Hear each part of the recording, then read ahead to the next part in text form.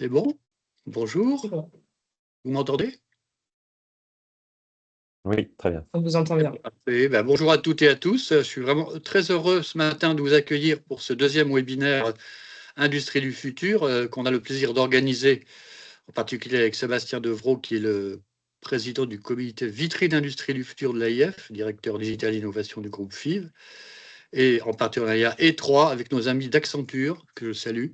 On a près d'une centaine de participants inscrits, donc c'est un succès d'ores et déjà. Je voudrais juste vous dire un petit mot sur l'Alliance Industrie du Futur, l'AIF, qui porte le comité stratégique des solutions pour l'industrie du futur, que préside le Premier ministre dans le cadre du Conseil national de l'industrie. Cette AIF a toujours eu pour vocation de fédérer l'écosystème des offreurs de solutions industrielles autour d'une ambition commune. Notre ambition, c'est d'accompagner, d'accélérer la transformation, la modernisation de notre appareil productif vers plus de performance, d'innovation, de durabilité, en particulier à travers la digitalisation et la décarbonation. Aujourd'hui, on est dans un contexte de mutation rapide de notre industrie. Et vous savez qu'au dernier observatoire de la DGE, ça montre qu'au premier semestre 2025, on a eu davantage d'usines ouvertes et agrandies que d'usines fermées, mais le solde positif a tendance à diminuer malheureusement. Donc il y a un ralentissement de tout ça. Et dans ce contexte, la data dont on va parler aujourd'hui, elle est devenue un levier stratégique absolument majeur. La data, elle permet non seulement de mieux piloter les transformations industrielles, mais aussi d'anticiper, d'optimiser, et d'imaginer aussi de nouveaux modèles de production. Alors, on a identifié 3 sujets prioritaires. La data au service de la performance industrielle, c'est ce dont on a parlé au dernier webinaire, où vous y êtes nombreux, il y a un mois. Le jumeau numérique et l'intelligence artificielle dans l'industrie. Donc, c'est donc une ligne éditoriale de nos webinaires qui est très cohérente et qui va couvrir la trajectoire de la Fondation Data jusqu'à l'IA. L'IA qui fait partie des technologies capacitantes de notre feuille de route technologique de la filière et qu'on a présenté au ministre de l'Industrie et pour laquelle nous avons un groupe de travail sur l'intelligence artificielle très actif dans notre comité innovation de la filière. Donc ce matin, on va voir comment les entreprises industrielles mettent concrètement le jumeau numérique et l'intelligence artificielle au service de leur performance. Et là, pour ça, on va bénéficier du regard croisé d'experts et de témoins de terrain. Donc c'est très important. Et je tiens à remercier vraiment chaleureusement pour leur contribution à cette deuxième session, nos partenaires d'Accenture, tout particulièrement Max Blanchet, senior partner, et aussi Nicolas Moreau, qui est partenaire d'Accenture. Et puis notre intervenant de Dassault Systèmes, Olivier Scar, qui pilote le groupe jumeau numérique de l'AIF, et je le remercie à nouveau.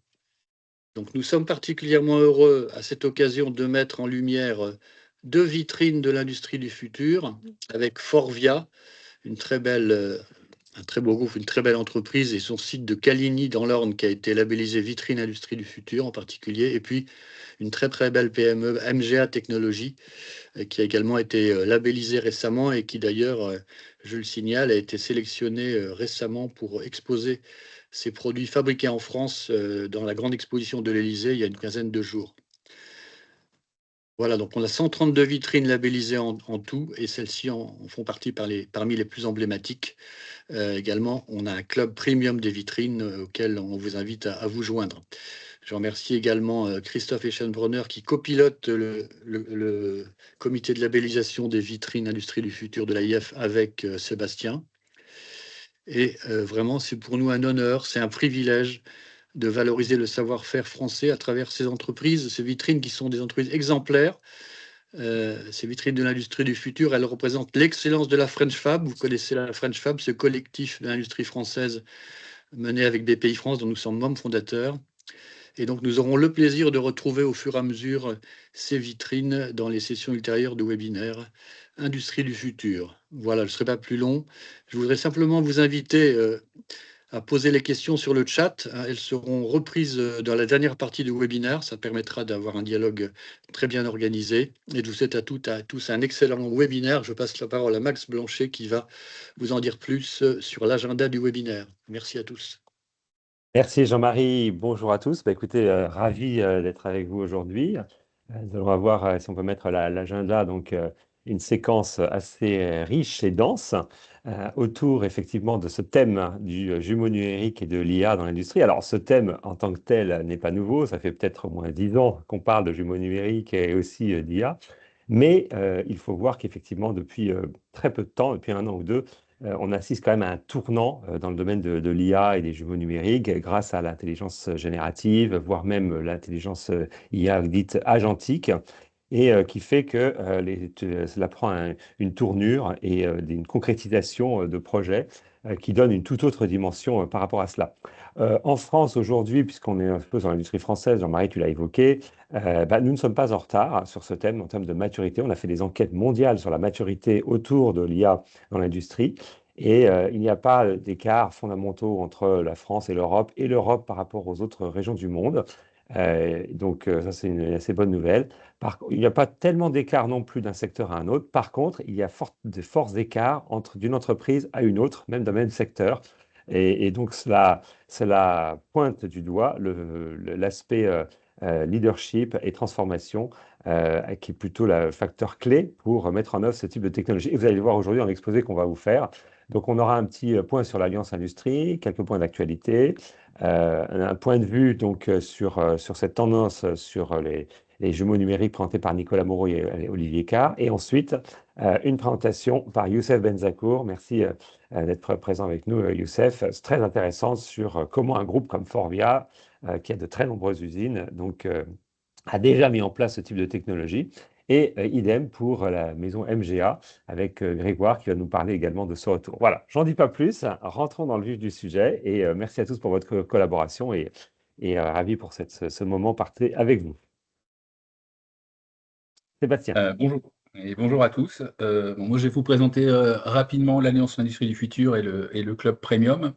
Donc, l'Alliance pour l'Industrie du Futur, c'est une grosse structure aujourd'hui qui fédère énormément de gens autour des solutions d'industrie du futur et qui, au niveau français, intègre à la fois les organisations, des organisations professionnelles. Donc, vous avez la liste, hein, je ne vais pas vous faire mais on couvre l'ensemble de l'industrie, des partenaires académiques de haut niveau qui nous permettent aussi de proposer des ressourcements technologiques aux différentes entreprises qui se joignent qui se joignent à nous autour des discussions de l'AIF, les partenaires technologiques, hein, donc les grands classiques, hein, CETIM, CEA, INRIA, bon, vous les voyez, et puis l'écosystème de financement, et en particulier BPI France, hein, qui fait partie de nos instances et qui assiste, moi en étant pilote des vitrines, j'ai toujours, pour labelliser les vitrines, j'ai toujours un représentant de BPI France qui est là pour bien comprendre les problématiques mises en jeu et nous aider aussi et aider les entreprises éventuellement à se financer autour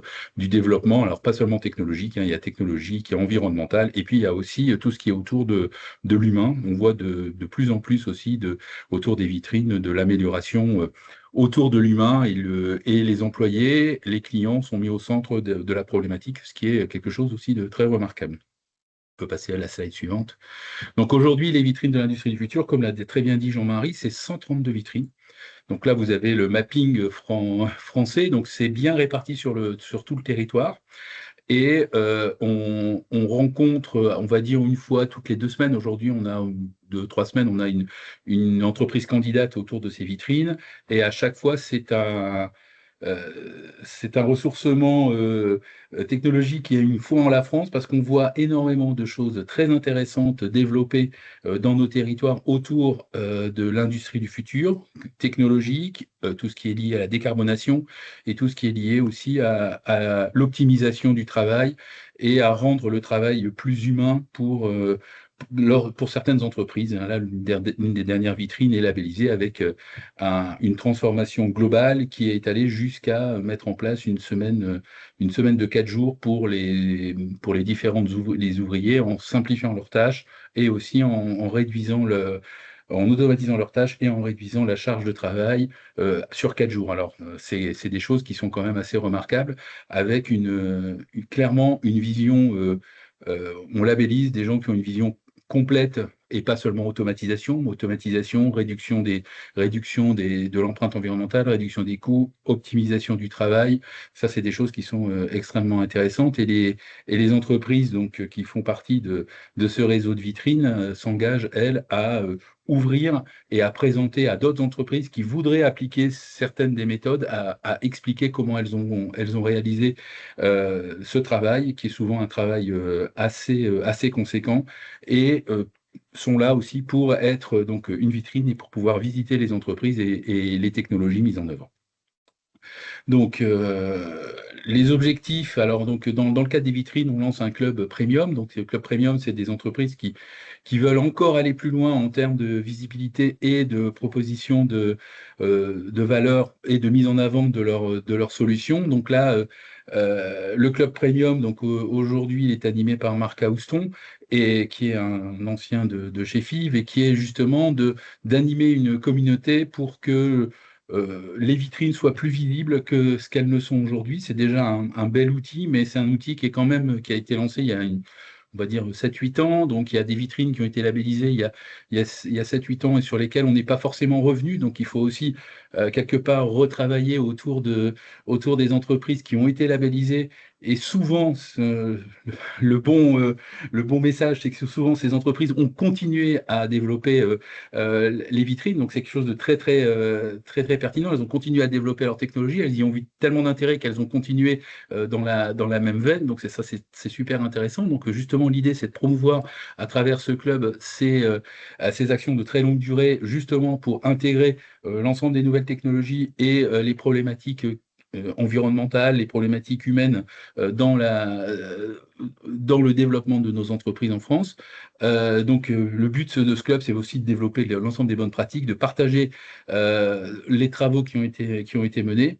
Et enfin, in fine, c'est justement d'avoir autour d'un réseau d'industriels peut-être un peu plus restreint que les 132 vitrines, parce que ce serait trop gros, mais d'avoir quelque part des quelques leaders qui sont capables de témoigner pour justement faire que l'industrie en France se modernise et devienne plus forte. Je pense qu'on peut passer. Oui, alors. Je dois aussi parler de l'actualité aujourd'hui, faire un petit point d'actualité sur ce qui s'est passé donc autour de l'industrie ces quelques semaines. Donc, début de ce mois, comme vous le savez, Emmanuel Macron s'est rendu en Chine. Donc, avec alors notre président directeur général Frédéric Sanchez, qui est l'ancien président de l'Alliance pour l'industrie du futur, autour justement des problématiques de ressources, donc les dépendances à tout ce qui était aux terres rares, les énergies renouvelables et la défense. Donc l'idée, c'était de voir comment on peut rééquilibrer un peu les échanges entre la Chine et la France, et nous, en interne, comment aussi utiliser les technologies pour améliorer notre compétitivité vis-à-vis de l'écosystème chinois. Donc, c'est des choses qui ont été discutées lors des rencontres entre les politiques, mais aussi les industriels. Ça m'a été confirmé par Frédéric Sanchez. Voilà, donc ça, c'était une visite assez emblématique. Côté AIF, donc Jean-Marie a signé une tribune donc autour de la décarbonation, parce que clairement, c'est un vrai sujet pour l'ensemble des entreprises. C'est un sujet économique, mais c'est aussi un sujet à moyen et long terme autour de la décarbonation. Donc c'est clairement aujourd'hui un élément, alors si je reviens sur les vitrines, c'est un élément clé aussi de l'analyse que l'on peut faire sur les vitrines de l'industrie du futur et l'évolution des entreprises, justement. La décarbonation, la prise en compte de ces problématiques, alors de décarbonation, problématiques de ressources, dans la labellisation, c'est quelque chose qui est essentiel. Donc c'est quelque chose c'est un point sur lequel on insiste lorsque l'on labellise ou non une entreprise autour des vitrines. Et clairement, c'est une nécessité. Donc c'est quelque chose qui a été signé par Jean-Marie, mais avec un ensemble de dirigeants d'entreprises pour montrer la volonté d'intégrer cette notion dans les réflexions de développement et de résilience des entreprises à moyen long terme. Donc, bon, voilà, vous pouvez lire, hein, mais la transformation industrielle, clairement, marche avec deux pieds, hein. C'est à la fois la capacité à se développer technologiquement, donc là on va le voir avec l'IA qui est une lame de fond. On est passé de l'automatisation à on va dire des algorithmes avancés, peut-être du machine learning, et là on est vraiment dans de l'IA générative pour améliorer la performance des entreprises, la performance globale des entreprises, mais c'est quelque chose qui est une lame de fond. Mais il n'y a pas que ça, il y a aussi toute la partie sustainable de la problématique, et dont la décarbonation fait partie, mais aussi la maîtrise des ressources, éventuellement les changements de sourcing, des choses comme ça. Donc ça, c'est une vraie problématique, et donc on marche bien sur deux jambes autour de l'industrie du futur. Et donc, c'est quelque chose qui est très important. Côté IA, dont je vous en ai parlé, là, il y a énormément d'événements actuellement. Donc, on en a pris quelques-uns. Donc, ce qui s'est passé sur Station F avec AI Pulse 2025. Donc, c'était un événement extrêmement important qui positionne la France de façon assez centrale en Europe, à tout le moins autour de l'IA. Clairement, comme on le disait tout à l'heure, on n'est pas largué au niveau de l'IA, mais on a une position à Paris qui est très très intéressante en termes d'IA. Je dis Paris, la France, mais essentiellement Paris. On voit aussi la semaine dernière Yann LeCun, donc l'ancien directeur de Meta autour de l'intelligence artificielle, qui vient positionner sa start-up aussi à Paris. Donc on a des très bons signaux justement pour utiliser on va dire notre écosystème, d'écoles d'ingénieurs, d'universitaires autour du développement mathématique et particulièrement de l'IA.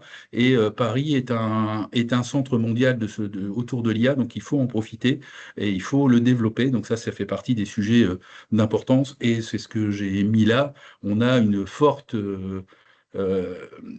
développement autour de ces sujets-là. Et donc voilà, donc il y avait AI Pulse qui a eu lieu le 4 décembre là, donc à Station F, mais il n'y a pas que ça. Il y a plein d'événements en France autour de l'IA, enfin à Paris en particulièrement. Et donc il faut continuer à maintenir cette avance que l'on a. Donc il y a quelques événements aussi IA qui viennent, hein. Donc en Europe, là à Madrid, donc il y a la conférence internationale autour du machine learning et de l'intelligence artificielle, donc tout ce qui sera plutôt développement, recherche fondamentale autour de ces sujets-là, donc plutôt pour faire du ressourcement technologique et technique et scientifique.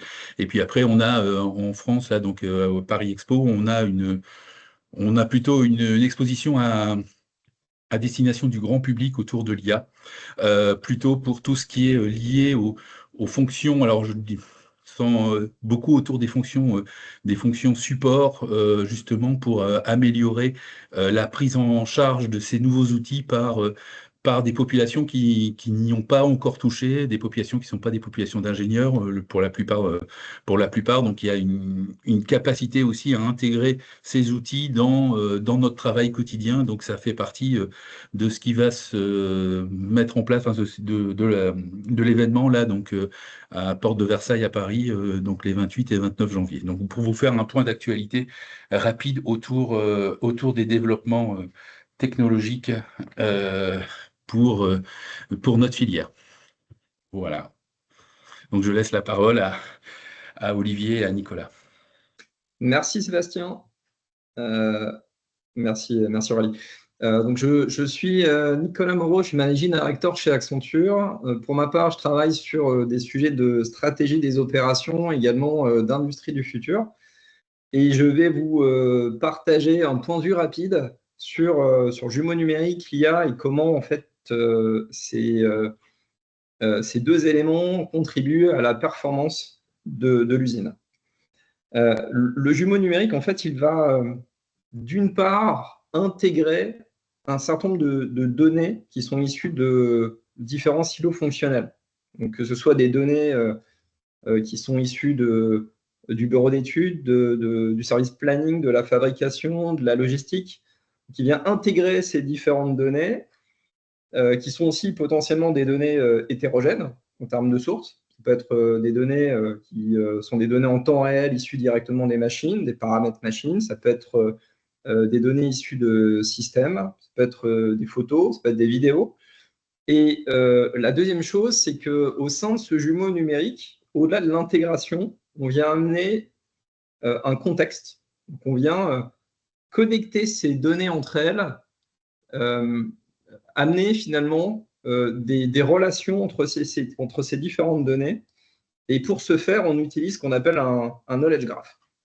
L'objectif, c'est qu'on ait dans ce jumeau numérique des données qui sont issues de différents silos, des données hétérogènes, et des données qui sont connectées entre elles et donc qui vont porter un sens opérationnel pour les équipes, et notamment pour les équipes sur le terrain. Ensuite, ce jumeau numérique, ça devient un socle qui va permettre de construire et aussi de mettre à l'échelle un certain nombre de cas d'usage avancés. On parle de cas d'usage de type simulation, prédiction ou encore de prescription. Mais ce qui est important aussi de mentionner, c'est que le jumeau numérique et de façon étendue le knowledge graph sont des fondations pour l'étape encore après, qui sont les opérations autonomes. Puisque le jumeau numérique va alimenter les IA. Donc on a parlé tout à l'heure d'IA générative, d'IA agentique. Ce sont ces nouvelles technologies d'intelligence artificielle qui vont permettre d'aller vers les opérations autonomes, des opérations plus intelligentes, qui sont alimentées à nouveau par les datas qui sont dans ce jumeau numérique. Et ces IA vont analyser, planifier un certain nombre d'actions pour maintenir un optimum de performance et vont interagir avec les équipes en leur poussant un certain nombre de recommandations, d'actions, ou alors, plus directement, ces IA vont interagir avec les systèmes ou encore l'environnement physique, comme par exemple les machines.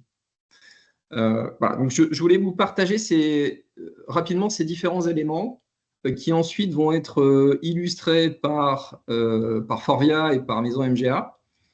Et juste avant ça, je vais laisser la parole à Olivier qui va poursuivre la définition du jumeau numérique.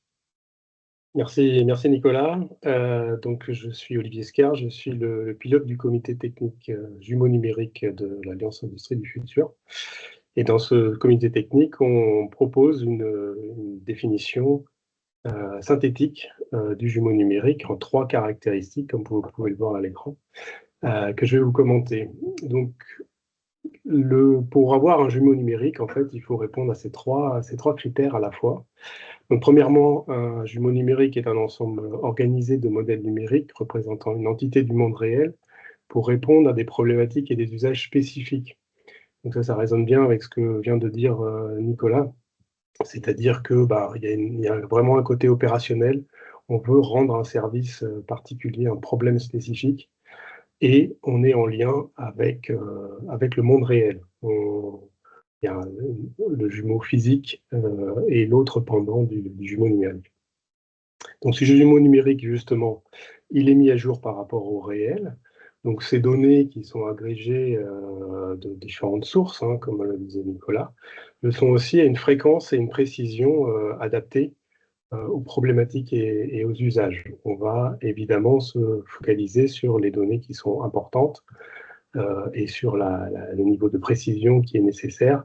Il n'est pas forcément obligatoire de collecter des quantités astronomiques de données pour rendre l'usage, pour rendre le service attendu. Et puis le point qui va nous faire le lien avec l'IA notamment, mais pas forcément exclusivement, c'est le 3e point. Le jumeau numérique est doté d'outils d'exploitation avancés. Cette notion d'avancée est vraiment importante. On est dans de la prospective qui va permettre notamment de comprendre, analyser, prédire ou optimiser le jumeau physique. Donc, cette compréhension, cette analyse, cette prédiction, ce retour vers le monde physique peut être fait avec l'aide d'algorithmes de manière particulièrement efficace. Donc là, le point important pour conclure sur cette définition, c'est qu'effectivement, le jumeau numérique va permettre d'avoir un retour sur le monde physique et de pouvoir actionner, donc optimiser typiquement la production industrielle si on prend ces cas-là. Et pour conclure, je voudrais passer juste à la slide suivante pour vous montrer que les déploiements du jumeau numérique peuvent être très variés. Donc ici, sur ce schéma, on retrouve un grand nombre de cas d'usage, décrits d'ailleurs par le comité technique, de cas d'usage d'utilisation du jumeau numérique. Donc on retrouve par exemple en bas à droite pilotage et optimisation de la ligne de production, donc c'est ce qui vient naturellement en tête. Mais on peut aussi appliquer ce jumeau numérique avec de l'IA dans plein d'autres situations. Je pourrais citer notamment la distribution et l'approvisionnement, mais aussi la maintenance ou la formation des opérateurs, le contrôle qualité, voire la gestion de l'usine globale en tant que bâtiment contenant des lignes de production. Voilà. Et avec cette rapide présentation, je vais laisser la parole à Youssef Benzakour pour le retour d'expérience. Merci Olivier. Alors bonjour, je suis Youssef Benzakour, en charge du digital pour les opérations au niveau du groupe de Forvia. Donc je vais essayer de présenter comment Forvia construit modestement sa voie vers ce que Nicolas et Olivier ont précédemment décrit.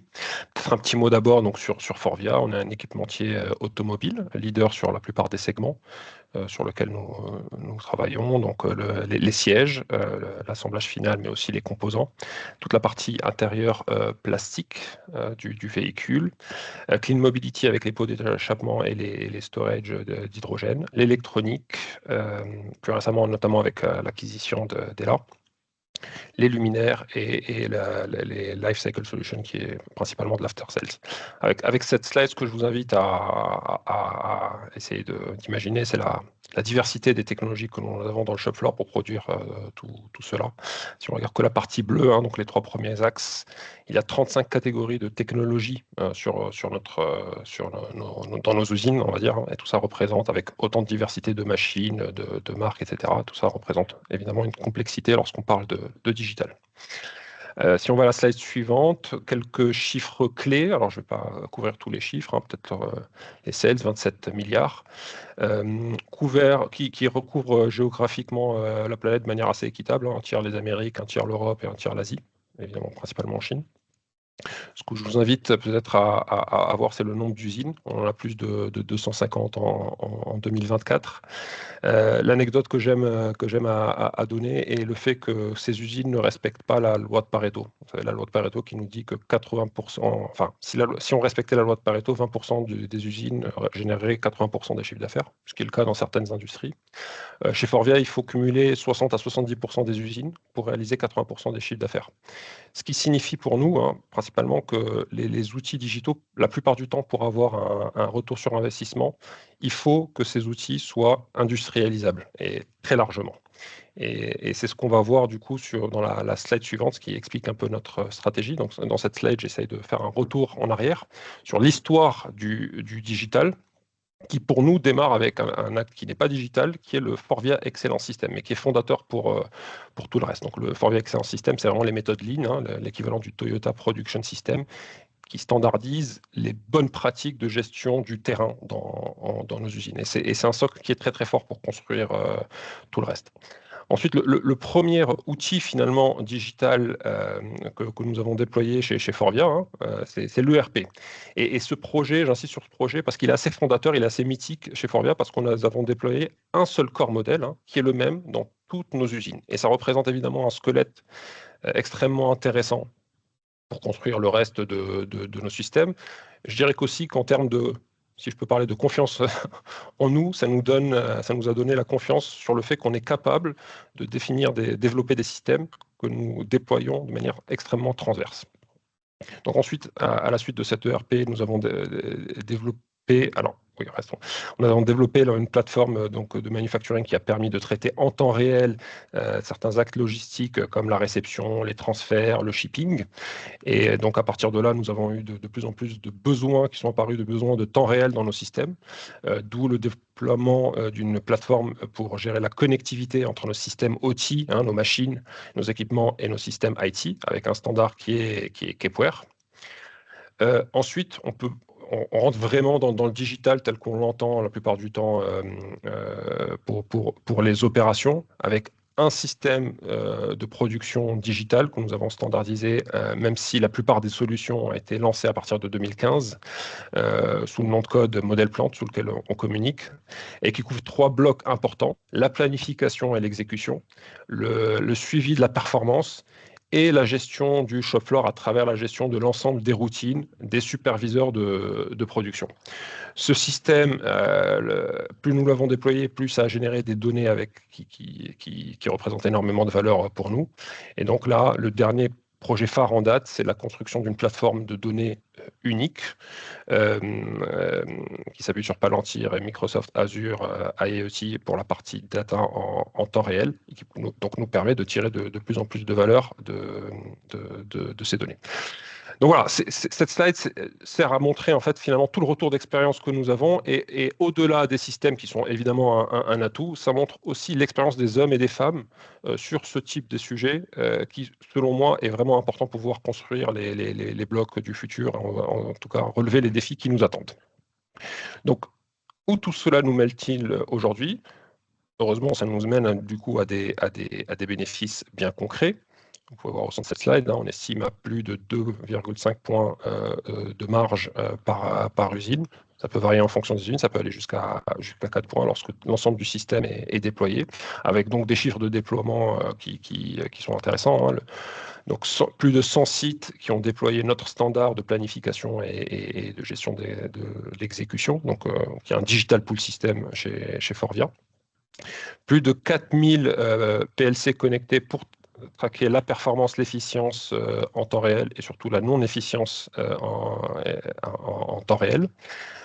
Plus de 200 sites et 30 000 utilisateurs de notre outil de gestion des routines, des audits, du problem solving, de l'ensemble des tâches, on va dire, d'une bonne partie des tâches des superviseurs de production. Plus de 8000 utilisateurs uniques mensuels sur notre plateforme de données Palantir, évidemment qui couvre plusieurs cas d'usage, et quelques cas d'usage AI sélectifs en fonction de leur faisabilité technique évidemment et du payback autour de l'automatisation de l'inspection de la qualité, de la gestion des lesson learn et d'autres cas d'usage un peu plus discrets. Donc voilà où nous en sommes. Essayons de voir maintenant où nous voulons aller.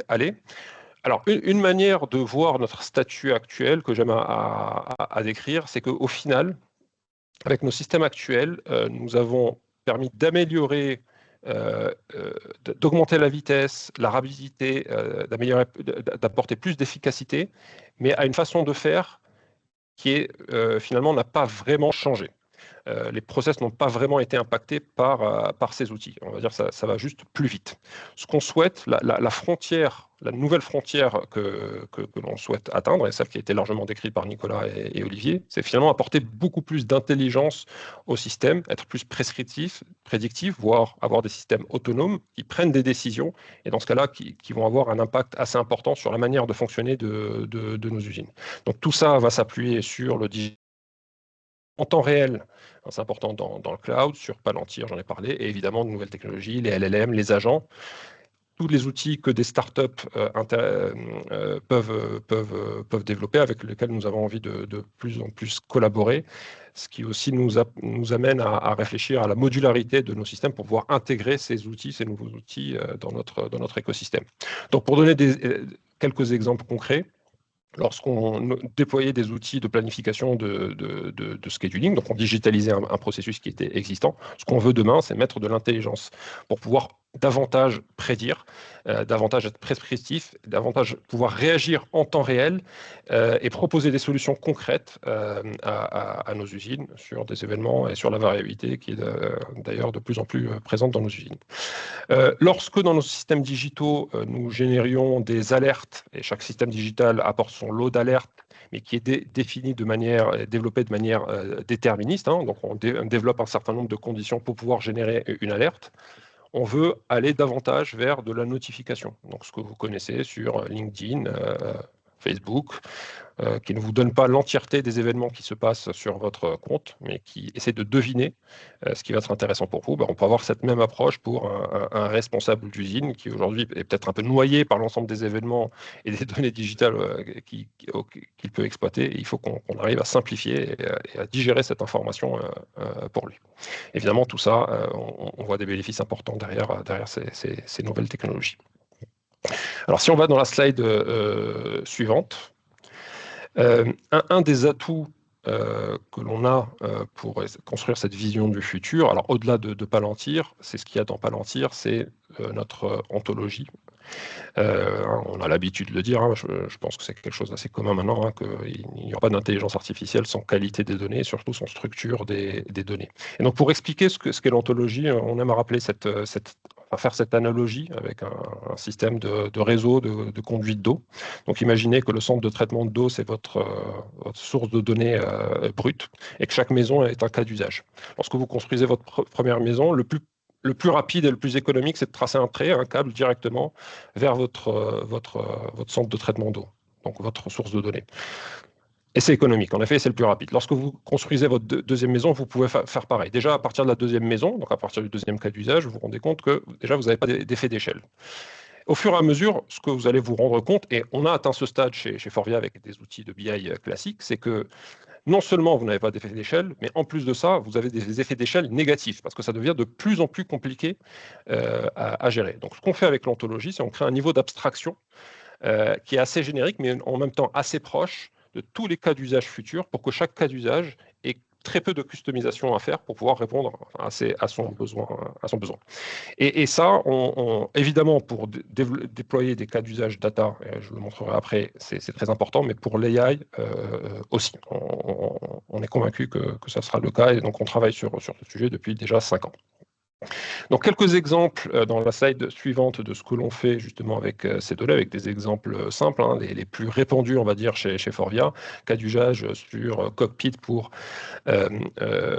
suivre la performance de nos machines, avec toutes les machines qui sont connectées, 4324 à date, pour analyser. Et ce qui est intéressant de manière très très macro, les Pareto de nos raisons de non-performance, les log sheets, mais on peut aller vers un détail très très important, l'analyse de nos temps de cycle, de nos micro-stoppages, de nos ralentissements, et faire même le lien avec les paramètres de ces machines. Donc ça, c'est un outil standard qui est déployé et qui, en un clic, finalement, est accessible à l'ensemble de nos usines. Pareil pour la performance de nos équipes avec le DLE Cockpit. Ce cockpit, et du coup, quand on essaie d'améliorer la performance, on pense souvent à la maintenance. Et donc, on a des outils de maintenance qui nous permettent d'analyser la disponibilité des pièces de rechange à un niveau global. On a des outils qui nous permettent du coup d'analyser notre planning de maintenance préventive et des aides à la décision pour pouvoir optimiser ce plan de maintenance. Et donc pareil, c'est un cas d'usage relativement simple, mais qui est déployé massivement. Qu'est-ce qu'on essaie de faire maintenant? C'est du coup, par exemple, en utilisant des LLM, c'est utiliser l'intelligence artificielle pour fournir davantage de valeur, pour être davantage prescriptif. Donc ici, on donne un exemple simple, on est encore au stade du POC, mais pouvoir nous appuyer sur, évidemment, toutes les données qu'il y a dans nos systèmes de maintenance, les ordres de maintenance prédictifs, correctifs, toute la documentation des machines que nous avons à disposition, toutes les lessons learned qui sont très souvent dans des systèmes tiers, mais aussi, pourquoi pas, toute la documentation que l'on peut tirer, qui est publique et que l'on peut tirer d'Internet. Voilà, donc construire, unir cette donnée dans l'ontologie et avoir des LLM, un ou plusieurs agents qui ensuite assistent, deviennent le copilote de la maintenance au jour le jour sur le terrain. Donc, en résumé, 3 points importants à retenir. Nous pensons avoir les fondations, et c'est aussi du fait de notre histoire, des fondations techniques mais aussi humaines pour on va dire, être prêts aux challenges qui nous attendent. Et c'est notamment grâce donc, à nos hommes et femmes, à travers notamment le déploiement de notre système d'excellence et nos systèmes qui, comme vous l'avez vu, sont standards et scalables.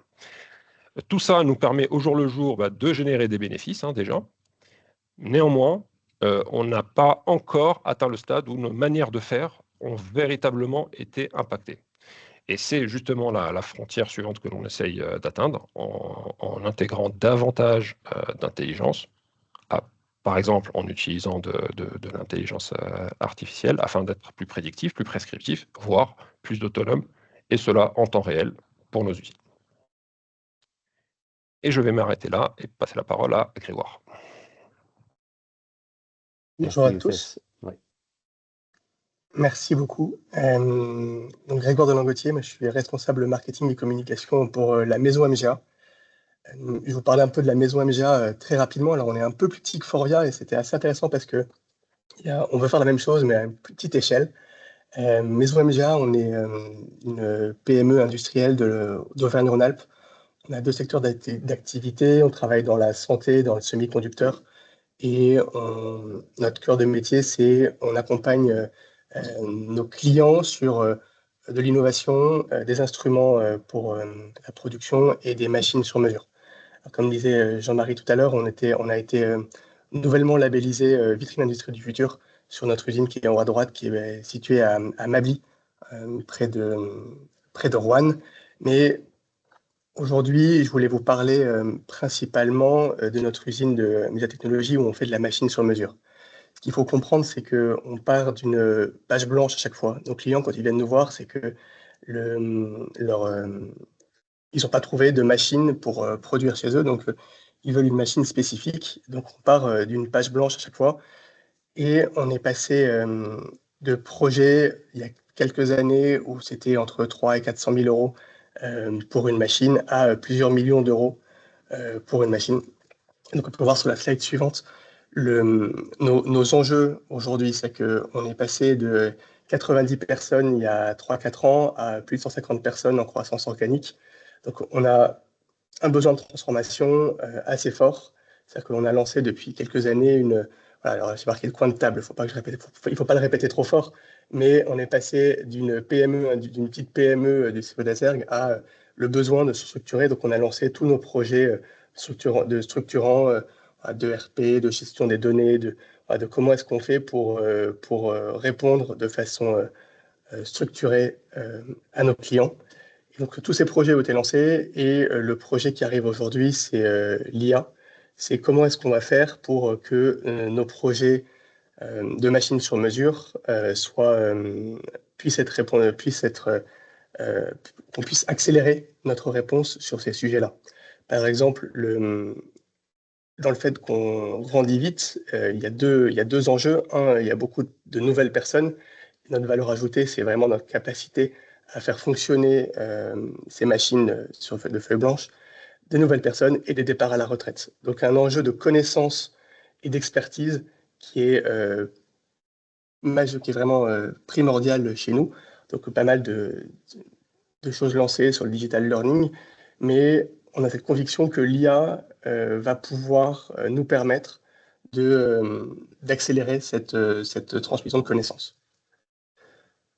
Donc, comment est-ce qu'on fait pour se lancer sur l'IA? Alors, nous, on est une petite PME, on a l'habitude de tout faire nous-mêmes, ce qui est une solution, parce que voilà, on sait, quand on fait une machine sur mesure, chacun sait prendre une clé de 12 et serrer un boulon, et on a essayé par nous-mêmes, et on a assez vite rendu compte que se faire accompagner, c'était une bonne solution. Donc on est parti avec la BPI et leur programme IA Booster, qui a permis sur l'année 2025 de creuser tous les cas d'usage, de faire beaucoup d'interviews sur notre mode de travail, sur comment est-ce qu'on fonctionnait, sur tout ce qu'on avait fait, tout ce qui était en cours de réalisation, et pour pouvoir créer une feuille de route.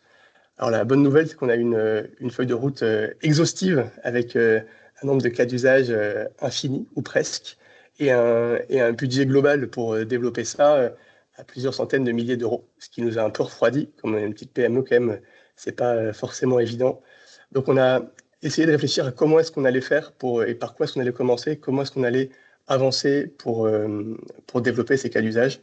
Et on a décidé d'en sélectionner, si on voit la slide suivante, dans là, c'est quelques exemples d'en sélectionner une dizaine, voire 15, qui sont les plus prioritaires pour nous, et de faire un focus sur, avec 2 approches, faire un focus sur nos cas d'usage vraiment purement métier, là où on aurait une très forte valeur ajoutée, qui est dans notre bureau d'études mécaniques. Ce qu'il faut comprendre, c'est qu'on a 40 ans d'existence et que notre base de connaissances d'expertise métier, ça va de plans scannés qui ont été tracés à la main sur un classeur, sur un bureau, avec annoté à la main, de retours d'expérience sur ce qui s'est passé sur notre outil de CAO, aujourd'hui SolidWorks, de rétexte sur une machine, sur ce qui a fonctionné, pas fonctionné.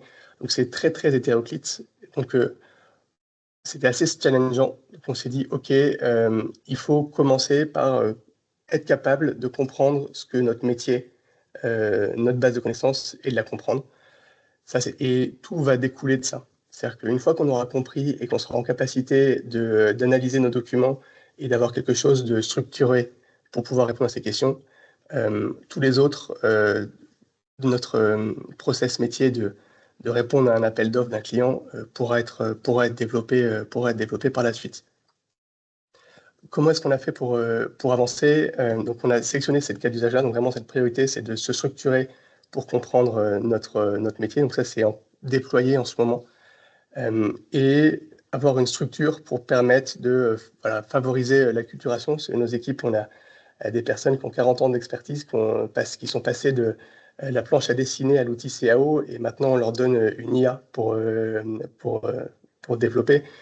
C'est un vrai changement pour eux aussi, et en même temps, c'est assez, ils n'aiment pas la mauvaise réponse. C'est-à-dire que si on donne si on déploie un chatbot base de connaissances mécanique, si il y a une fois une mauvaise réponse, 2 fois une mauvaise réponse, 3 fois une mauvaise réponse, c'est parti à la poubelle et on n'en parle plus.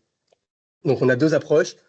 On déploie les cas d'usage stratégiques où on se fait accompagner pour bien comprendre notre métier, et on avance étape par étape tout en faisant beaucoup de formations en interne. Et ce que je voulais vous partager, et je pense que c'est un point assez important, c'est assez compliqué aujourd'hui pour une PME de comprendre comment fonctionner, parce que le marché est en pleine structuration. Comment est-ce qu'on choisit un prestataire aujourd'hui? Qui sont les experts IA? On en voit des dizaines et des dizaines et des dizaines. Sur LinkedIn, vous allez avoir des milliers de personnes qui vous proposent de gagner 30% de ROI dans la prochaine demi-heure grâce à l'IA. Comment est-ce qu'on fait pour choisir? Comment est-ce qu'on fait pour avancer? Qui est expert? Qui peut être capable de comprendre nos bases de données mécaniques? Ça, c'est vraiment un point primordial aujourd'hui. Qui est expert? Et ça, donc ça, je recommande de vous faire accompagner par des personnes qui sont capables de screener le marché en temps réel pour voir ce qui s'y passe. L'autre très gros sujet, c'est la souveraineté de la donnée. On en parle beaucoup. Où est-ce qu'on se fait, où est-ce qu'on est hébergé? Qu'est-ce qu'on donne à l'IA? Qu'est-ce qu'on donne à un modèle en interne? Où est la valeur ajoutée? Est-ce que tout doit être sécurisé? Est-ce qu'on est déjà sur Outlook et Microsoft? Et du coup, en fait, ce qui est stratégique est déjà derrière. Donc ça, c'était une vraie question sur comment est-ce qu'on structure notre donnée, qu'est-ce qui est permissif, qu'est-ce qui ne l'est pas.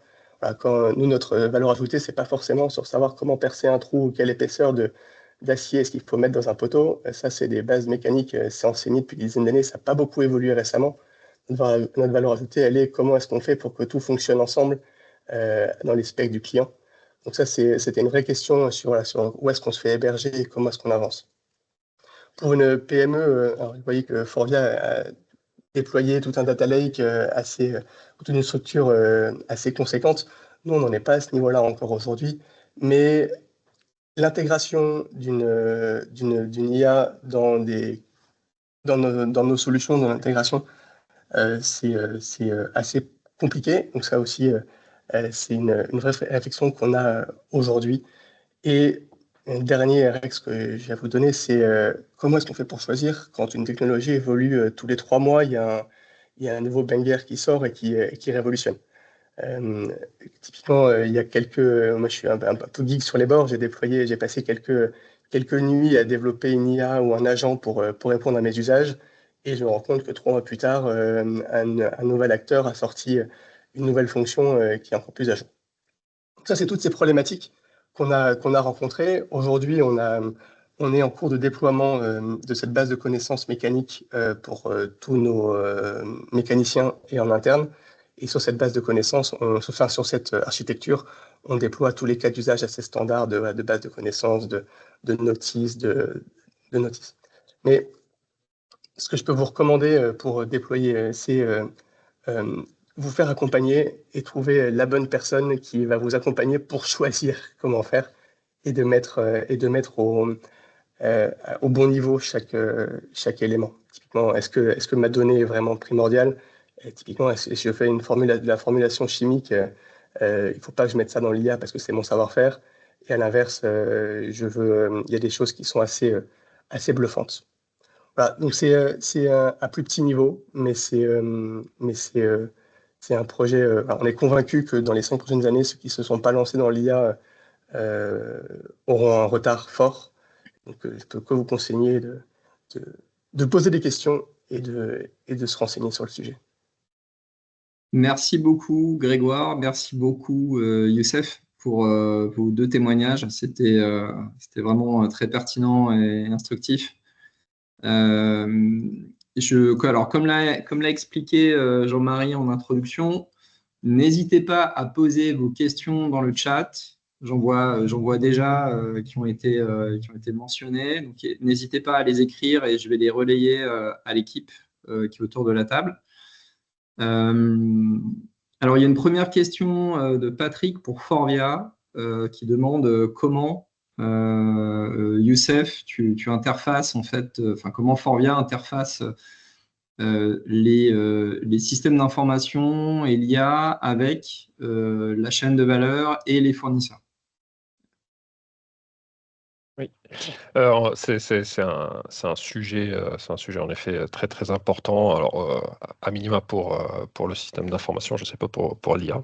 Ce que je peux dire, c'est que déjà l'interfaçage de la chaîne de valeur, ça commence en interne, hein, où j'aimerais vous dire que c'est pas un sujet, mais c'est un sujet, hein, l'interfaçage entre nos systèmes opérationnels et notre R&D, ce qu'on appelle la continuité de la donnée. C'est un sujet sur lequel nous travaillons déjà en interne, et notamment du fait des contraintes sur le reporting, des produits chimiques, contraintes réglementaires, hein, des produits chimiques, du CO2.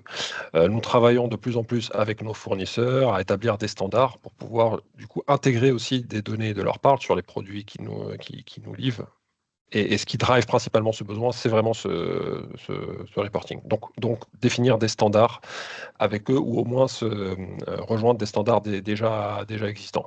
Ce que l'on peut dire, c'est que ce qu'on anticipe, c'est que probablement avec l'intelligence artificielle va probablement être une béquille qui va nous aider à travailler sur cet interfaçage, être peut-être un peu plus flexible que de la définition d'un standard extrêmement rigide, et avoir une intelligence artificielle qui permette de faire les liens de manière plus flexible. Merci beaucoup, Youssef. Il y a une question pour toi, Grégoire, sur comment vous avez sélectionné les cas d'usage à déployer en priorité et quels critères de mesure vous avez utilisés derrière.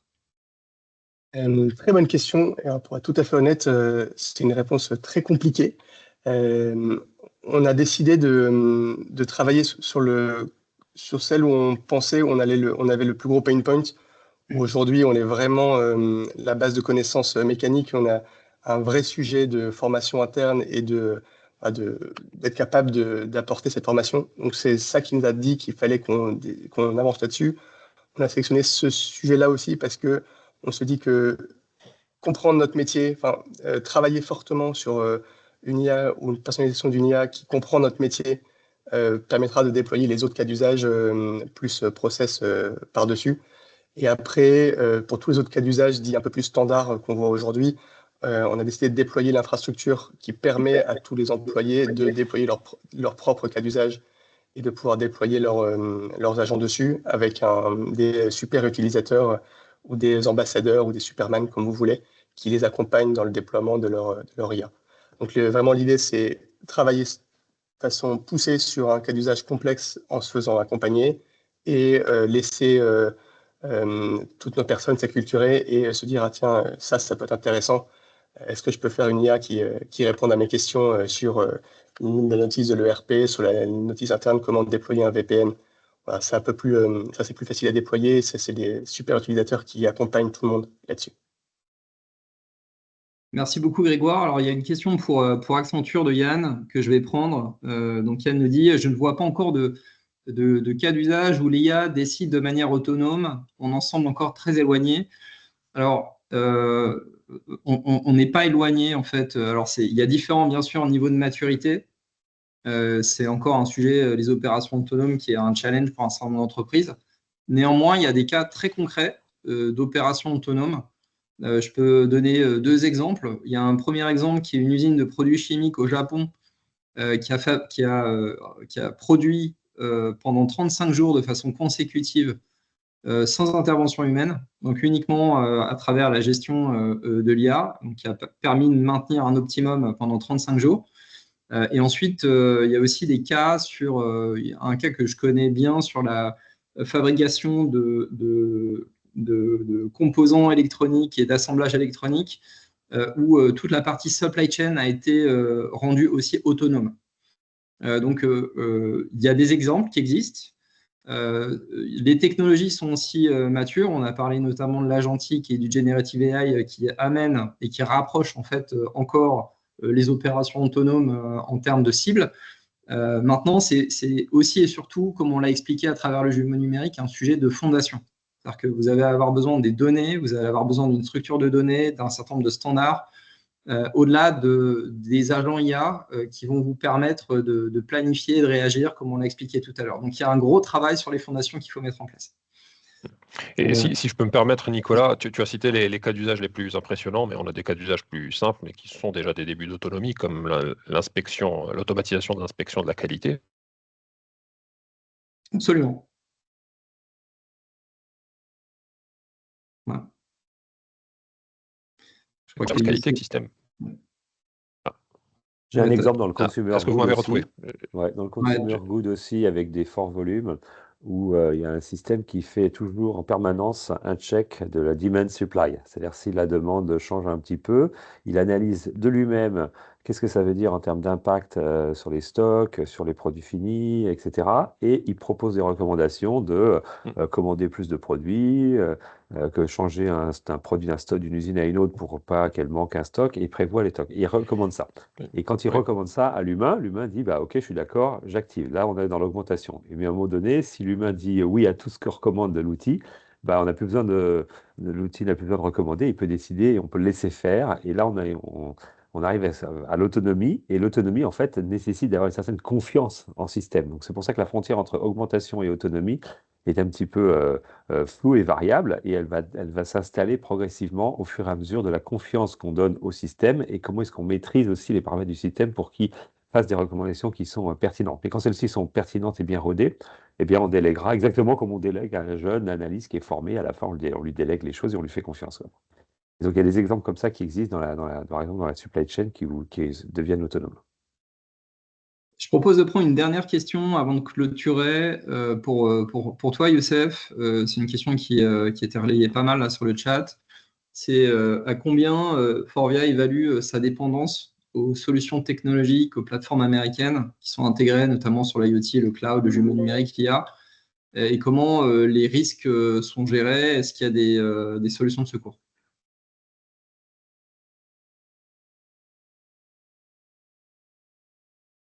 Youssef? Oui, est-ce que vous m'avez retrouvé? Oui, on vient de te retrouver là. Oui, excusez-moi, j'ai des problèmes de réseau. C'est pas que je veux pas répondre à la question. Donc, c'est une question très intéressante. Alors, c'est pas dans mon périmètre, mais c'est un risque. Alors, je sais pas combien, mais c'est un risque qui est suivi par notre comité des risques au niveau du COMEX. Je voudrais dire 2 choses. Déjà, le sujet de la souveraineté est vraiment, on va dire, à la mode depuis quelques années, mais la dépendance on va dire, aux fournisseurs de solutions technologiques, c'est quelque chose qu'on évalue depuis très très longtemps parce que ça a déjà un impact économique. Être dépendant à un prestataire, et on l'est évidemment, comme beaucoup d'entreprises. Être dépendant, c'est aussi avoir aucun levier de négociation lors des nombreuses renégociations de contrats qui ont lieu. Donc, c'est déjà un sujet économique.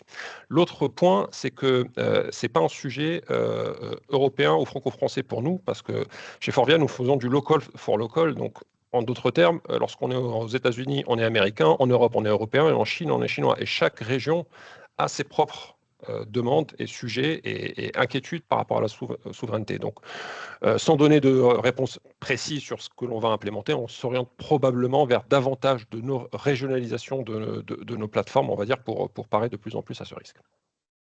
Bon, j'espère que toute ma réponse a été captée. C'était parfait, merci Youssef. Je propose qu'on conclue. Jean-Marie, peut-être le mot de la fin. En effet, merci beaucoup. Il est 9h31 et on a tenu à que ce webinaire se tienne sur 1 heure stricto sensu, de façon à ne pas prendre trop de temps. Donc, je voudrais remercier du fond du cœur tous les participants. On était près de 70 participants. Je crois que les débats ont été très riches, très intéressants, instructifs. En tout cas, pour moi, ils l'ont été beaucoup. Merci aussi à tous nos participants. Merci à Forvia, Maison MGA, à tous les organisateurs, Accenture, avec également Olivier Scar, avec également Sébastien. Et encore une fois, écoutez, j'espère que tout ça a apporté de l'intérêt et de la valeur pour vous. Et on vous remercie donc. On vous souhaite d'ores et déjà par anticipation des bonnes fêtes de fin d'année. Et oui, parce que ça approche maintenant à grands pas. Et on reviendra vers vous ultérieurement pour les prochaines dates en 2026 pour ce type de webinaire. Voilà, merci encore et à très bientôt. Bonne journée, au revoir. Merci beaucoup. Au revoir.